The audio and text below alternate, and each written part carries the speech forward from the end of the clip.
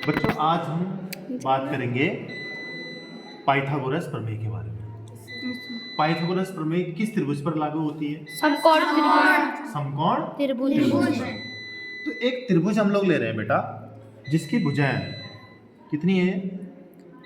8 centimetre. ये कितनी है बेटा? 6 सेंटीमीटर। और ये भुजा कितनी है? 10 सेंटीमीटर। तो 6 सेंटीमीटर, 8 सेंटीमीटर और 10 सेंटीमीटर का हमने एक समकोण त्रिभुज लिया। तो पाइथागोरस प्रमेय कहती है कि इस समकोण त्रिभुज के लिए भुजा कर्ण का वर्ग बराबर लंब का वर्ग धन आधार का वर्ग। कर्ण कौन सी भुजा हुई बेटा इसमें? सर बताओ। हाँ, ये वाली भुजा जो है कर्ण है, समकोण के ठीक सामने वाली। इसको हम दूसरे तरीके से कह सकते हैं कि किसी भुजा का वर्ग। कर्ण का वर्ग का मतलब क्या? मैं ऐसा कह सकता हूं कि भुजा कर्ण से बनने वाले वर्ग का क्षेत्रफल कह सकता हूं ना?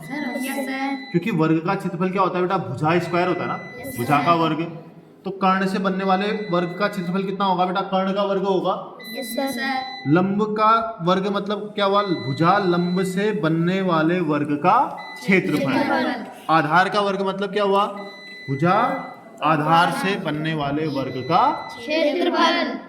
अब पाइथागोरस क्या कह रहा है कि जो कर्ण है भुजा, उससे बनने वाले वर्ग का क्षेत्रफल इन दोनों क्षेत्रफलों के योग के बराबर है। अर्थात इन दोनों का क्षेत्रफल जोड़ेंगे तो इसके बराबर आना चाहिए, ऐसा कह रहे हैं। ठीक है, अब हम चेक करते हैं कि इन दोनों को जोड़ के इसके बराबर आता है। इसको मैंने यहां पे रख दिया बेटा,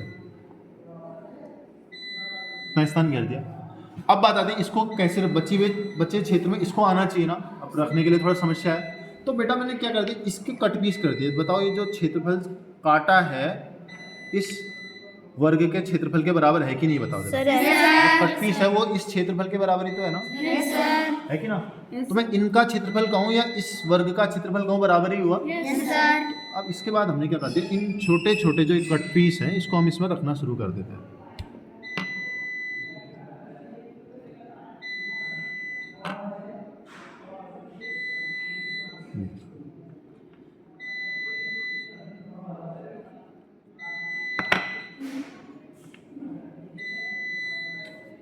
अब इन छोटे कट पीस को देखिए बेटा, इनका क्षेत्रफल देखिए और इस